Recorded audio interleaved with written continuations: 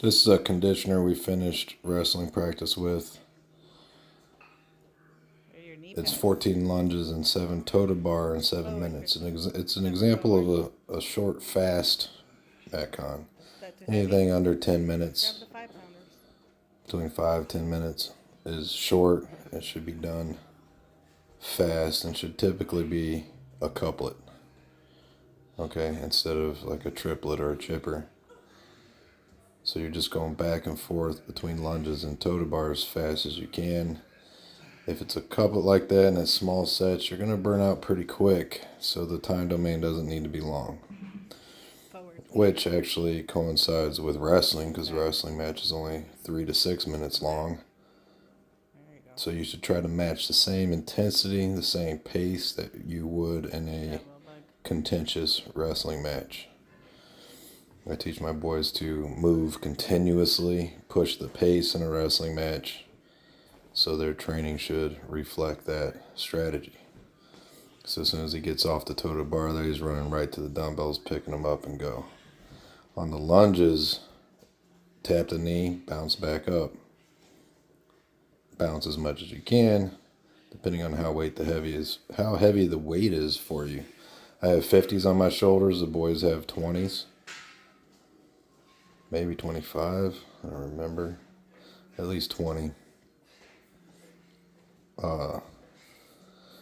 This will burn because you don't get much of a break. You do the quick toe to bar, 7, unbroken, and then you're right back on the lunges. It's going to blow the legs up, and that's by design. It's supposed to torture legs, build endurance, build that shot-taking endurance. You should be able to take continuous shots through an entire wrestling match, never slowing down, pushing your opponent into a dark hole of misery, trying to fend you off. You have to train that, though. You can't just use willpower. If you don't train it, your body won't be able to do it, no matter how tough you are mentally. Okay? So watch the pace here carefully. You get a little breather, a little tiny break on the transitions. You're going to put the dumbbells down, go to the pull-up bar. When you get done with the toe to bar, you're going to walk to your dumbbells, maybe jog. You should be able to hold a round per minute. Get those 14 done quickly. It takes maybe 10 seconds, 15 seconds to do 7 toe to bar, because you should be doing them unbroken, down, up, down, up. Learn how to get a rhythm on those. The another bonus on this workout is the grip strength. Every time you're doing a workout where you're hanging from that bar, it's strengthening your grip. And also, when your grip is tired, picking those dumbbells up and holding onto the dumbbells is not a freebie. It's not a rest break for your grip. You still have to maintain some type of grip, or else those dumbbells will fall off. So they don't necessarily get a rest here either. It's not super challenging, but they still got to do work. So the grip gets to do less work here, but not a complete rest. So it is 7 minutes of grip work. That's the advantage of doing dumbbells, kettlebells, barbells, cleans, deadlifts, snatches, everything free weights, and doing multiple movements from a pull-up bar on a regular basis, rope climbs, rope grip pull-ups, pegboard, is every day, one way or another, the grip is being challenged. Therefore, we just don't focus on grip strength movements like wrist rolls or sand buckets, rice buckets, or little gripper devices. We don't do them. It's never been necessary. Not when you do core strength and conditioning with free weights and ropes, farmer's walks, and on and on. So push the pace hard here. Try not to slow down halfway through. And that's just the nature of the human body. When you go hard for about 3 minutes, the human body No matter how good shape you're in, it's going to start to break down. It's going to start to slow down. If you're in elite shape, nobody will notice but you. But you'll feel it. You won't be able to go quite as fast as you did on that opening minute. But the better shape you get in, the more marginal the difference becomes. Okay, so say it took you 45 seconds to do that first round. When you're tired at the end, it's going to take 55 seconds. Still getting it under a minute.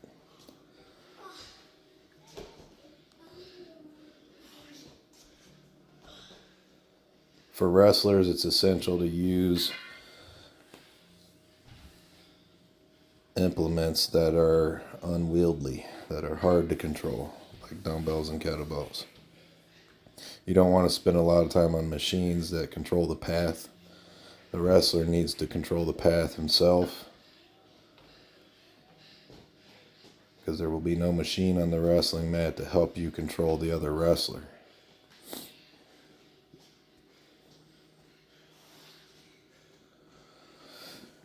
Another thing I try to do on purpose is design the workouts, program it intentionally so it's difficult on the last half. If you push yourself hard, like I said, for 3.5 minutes, then the last 3.5 is just going to be willpower. Your body will be crying for mercy. Don't give it any. Tell your body, shut up, keep moving, push hard to the end. And that's essential mental training. Every Metcon should have an element of mental training, and it's simply making it hard enough to make you want to quit. If you fly through a conditioner, step forward, and there was no point you're like halfway through where you didn't know if you could finish it or finish it well, then it was too easy. Then you know you need to turn it up next time, add more weight. Instead of 50s, do 70s. Okay, instead of 7 toe to bar, do 10 toe to bar. Turn it up. Are you even sweating? It went like I wanted it to. I wanted 6 or 7 rounds. I got 6. The legs fell off. It was a good dose. Dose of what? A good dose of lunges and toe to bar, because I struggled on the last 2 rounds. Done. To go unbroken. And that's what you want. You don't necessarily want to fly through and keep the same exact pace. That's the dream. But if you actually do that, it wasn't hard enough. What if you can't do toe to bars? It should slow you down at the end. Then you can do hanging knee raises or leg raises on the floor, laying on your back. What you're looking for there is basically hip flexion from the feet up. Christian, sit still a second. From the feet up, okay? Where sit up is hip flexion from the shoulders down. You're pulling the weight from the shoulders to cover all your bases. You want to hit your hip flexion from both directions. Leg raises and sit-ups. Are you going to do a strength session? And what I found for me is that's the only additional, this key word, that's the only additional core work you need. Okay, that you should put in there, because everything we do is called core strength and conditioning. Like the dumbbell lunges is very core dependent. Guys, I'm being recorded on on video over here. Okay, so as opposed to sitting down on a leg extension machine, your core gets to relax and disengage. It doesn't get to disengage when you're doing these functional movements. Okay, that's why this is called core strength and conditioning, for two reasons. It's always challenging your core when you're using dumbbells, kettlebells, and barbells and body weight movements. No machines really, like a leg extension. What And the about second this? reason it's core strength and conditioning is because it's fundamental. It should be at the core of everything you do, the core of your life, the core of your sport. Okay? Whether you're a wrestler or a tennis player or golf, you should still be doing something like what we just did. What? What about, what's that movement? Where you're on the floor on all fours. What's it called? A plank? A plank. Can you just do a plank? A plank is highly overrated. A plank is doing something, but it's not really teaching you anything. I think it's harder on the shoulders than it is your core. Like, it's not spectacular. L sits are better. Sit on some parallettes and hit some L sits. Build that up to a 3-minute hold. Now that's core intensive, ab intensive. Planks aren't that great altogether. They're at the bottom of the hierarchy. Okay, for example, I never do planks. I do them inadvertently when I'm doing push-ups, doing dynamic planks. When you do like things like burpees, there's a plank position in these things, which is enough. Okay, combined with stabilizing your dumbbell, kettlebell, barbell movements and your other gymnastics, all of these movements train your core to do what it's supposed to do, okay, in that moment, in that movement. Like putting 50-pound dumbbells up on your shoulders, your core is being challenged to stay straight, to maintain good posture. It doesn't get a break, it doesn't get a rest, okay? You don't need planks to teach you how to do that. Just do dumbbell lunges and you'll get better at it. That'll teach you how to do it. Okay, so planks are severely overrated. They're not the end all be all that some people would claim them to be. The ultimate core exercise, not even close. We'll get a six-pack. Way at the bottom of the hierarchy. Six-pack is created in the kitchen. We all know that. I think that's been beat to death, hopefully, in the information age. So you can't get a six-pack with planks or crunches. You gotta clean out the kitchen. Whole foods only, and you'll get your six-pack. Okay, if you're used to Frosted Flakes, if you're used to pancakes, if you're used to pizza and sugar soda, you're not gonna get a six-pack. It's the sugar, processed carbs that pack on the fat the quickest and in large quantities. It's the single most dominant reason America is obese, okay? And sedentary lifestyle is way behind that, Because we still got construction workers, blue collar workers that are morbidly obese. They work every day in their life. They shouldn't be carrying that much fat, right? Well, if they're pounding the sugar in various forms, they will. It's genetic. It's not genetic. It's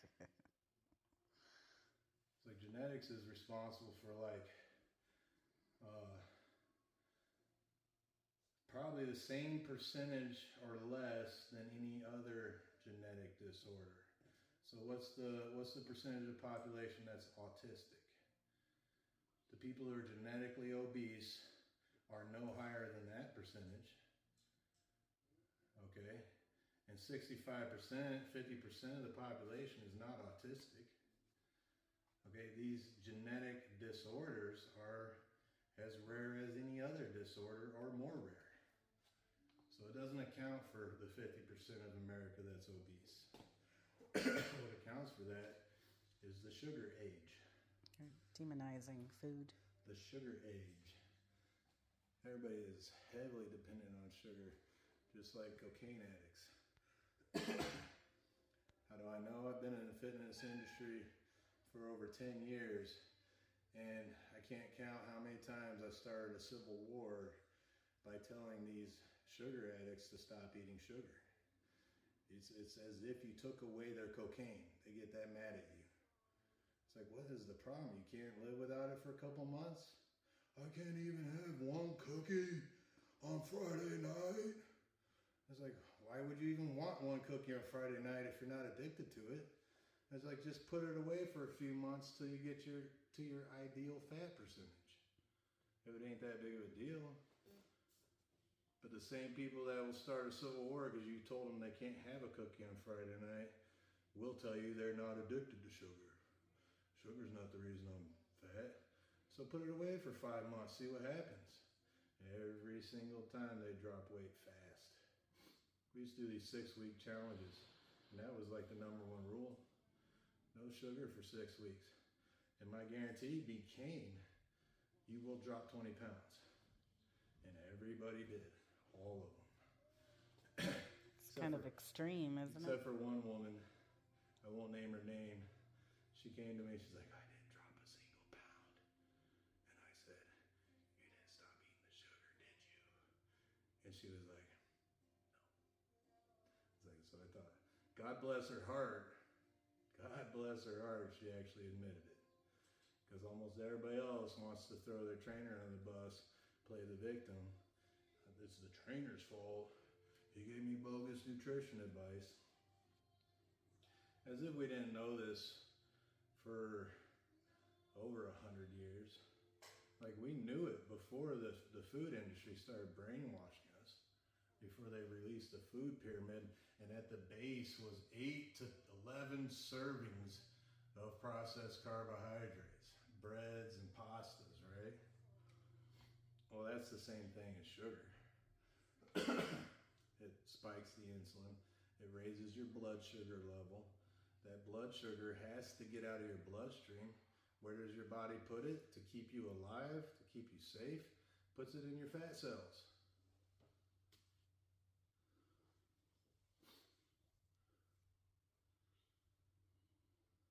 But if it fits my macros, it's okay. Yeah, I tried that. Guess what? Everybody's still obese.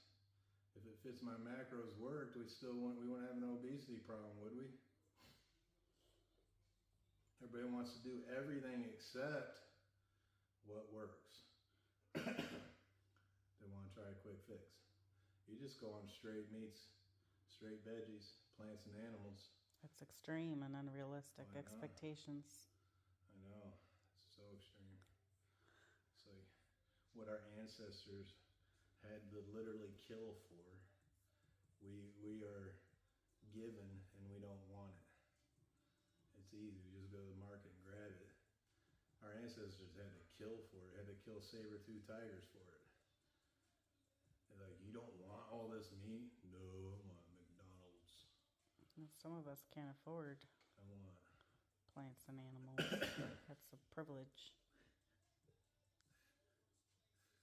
You can't afford the medical bills not eating plants and animals will give you.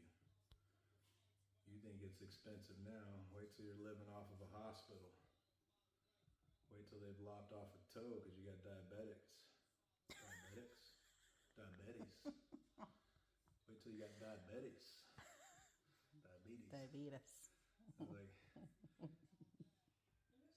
you're not thinking long term, you're just thinking immediate gratification.